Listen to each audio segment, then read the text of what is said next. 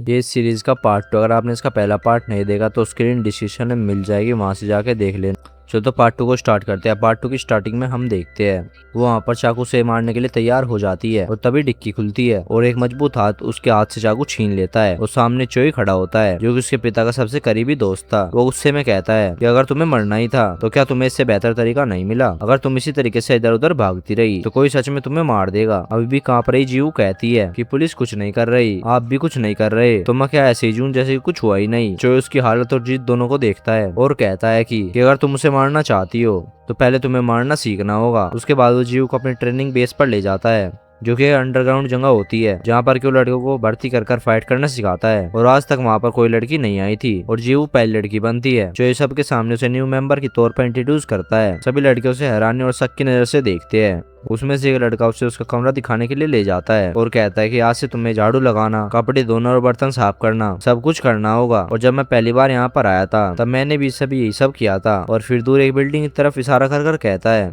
और ट्रेनिंग पूरी होने के बाद तुम वहाँ पर प्रैक्टिस करोगी। इतना कहकर उसे गुड लक बोलता है और वहाँ से चला जाता है। जीव अपने पिता की राख को बहुत ही संभाल कर एक पत्थर की स्लैब पर रखती है लेकिन उसे चैन नहीं मिलता। वहाँ के सारे लड़के सारे काम उसी से करवाते थे और एक तो उसे इम्प्रेस करने के लिए अजीब सा डांस भी करता है। वे वहाँ पर लगातार उसका मजाक उड़ाते हैं, उसके साथ बुरा बर्ताव करते हैं और जब भी वो ट्रेनिंग में शामिल होने की कोशिश करती तो उसे रोक देते हैं। एक दिन प्रैक्टिस के दौरान जब एक लड़का फिर से उसे छेड़ता है तो जीव पलटकर उससे लड़ने लगती है और दोनों के बीच झगड़ा बढ़ जाता है। लेकिन कोच बीच में आकर सबको वापस हमें ट्रेनिंग करने के लिए कहते हैं और रात को जब सब लोग सो जाते हैं तो जीव अकेले प्रैक्टिस करती रहती है और चोई उसे देख लेता है कि क्या तुम यहाँ से भागना चाहती हो और क्या प्लान कर रही हो। जीव मजबूती से जवाब देती है कि वो भागने की नहीं, जीतने की तैयारी कर रही है। चोई कहते हैं तुम्हें जीतना नहीं है, तुम्हें अपने दुश्मन को खत्म करना है, सिर्फ ताकत से नहीं दिमाग से भी लड़ो। उसकी कनपट्टी, छाती और होठ को निशाना बनाओ और जरूरत पड़े तो उसे पूरी तरीके से तोड़ दो। उसके बाद चोई खुद से ट्रेनिंग देना स्टार्ट करता है। जीव बहुत ज्यादा तेज होती है और चोई के सिखाए हुए हर मूव को जल्दी सीख लेती है। चोई कहता है उसके पास स्किल तो है लेकिन अभी भी पावर कम है। वो चाहता है कि जीव कामयाब हो और अपने पिता का बदला ले। जीव भी अपनी पूरी जान लगाकर ट्रेनिंग करती है और हर वार करते समय उसी किलर को इमेजिन करती है। और कुछ दिनों बाद चोई एक खतरनाक कंपटीशन रखता है। वो जीव समेत सभी न्यू खिलाड़ी को एक केज के अंदर बंद कर देता है और कहता है कि फाइट तब तक चलेगी जब तक कि बस एक इंसान खड़ा ना रहे और जीतने वालों को 1 हफ्ते की छुट्टी और 1 लाख का इनाम मिलेगा।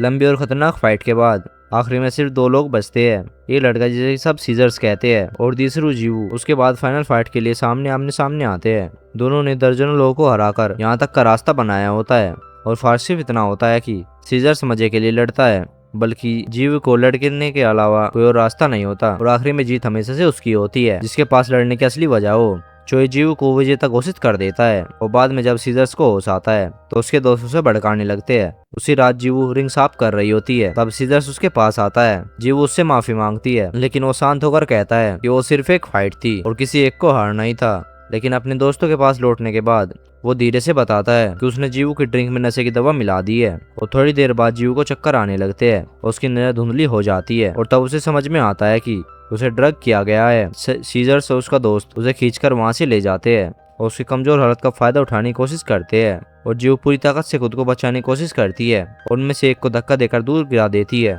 और इसी अफरा तफरी में उसकी पिता की राख वाला कंटेनर नीचे गिरकर टूट जाता है और सारी राख फर्श पर बिखर जाती है। जीव की हालत कमजोर होती है फिर भी वो लड़ना बंद नहीं करती और सीजर गुस्से में उसके ऊपर हथौड़ा उठाकर वार करने वाला होता है।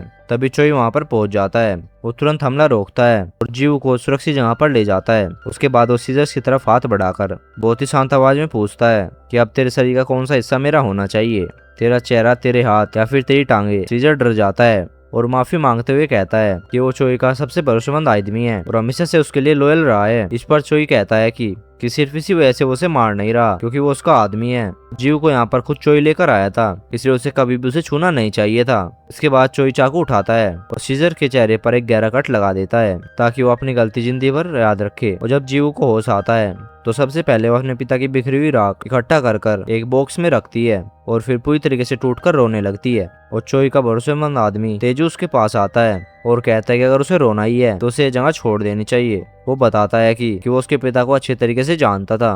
उसके पिता इस क्रिमिनल लाइफ के लिए पैदा नहीं हुए थे और जीव इस दुनिया के लिए नहीं बनी है।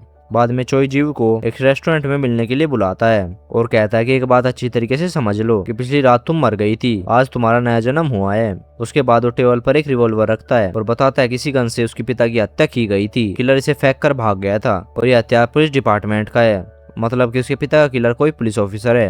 अब उसका काम है उसे ढूंढना, उसे खत्म करना। इसके बाद जीव का से ट्रेनिंग शुरू होती है। अगले कुछ सालों तक वो कॉम्बैट, एंडोरेंस और स्ट्रेटेजी और डिसिप्लिन सीखती है और साल 2019 तक वो खुद पुलिस फोर्स ज्वाइन कर लेती है। उसके 2 मकसद होते हैं, पहला उस पुलिस ऑफिसर को ढूंढकर मारना जिसने कि उसके पिता की हत्या की, और दूसरा अंदर से चोई के ऑर्गेनाइजेशन को प्रोटेक्ट करना। और फिर साल 2021 को उसे एक मिशन पर भेजा जाता है। एक सस्पेक्ट का पीछा करते हुए वह एक बिल्डिंग के अंदर चली जाती है और अपने पार्टनर को बाहर छोड़ देती है और अंदर पहुंचकर उसे पता चलता है कि पूरी बिल्डिंग में अलग अलग तरीके से इलीगल एक्टिविटीज चल रही है।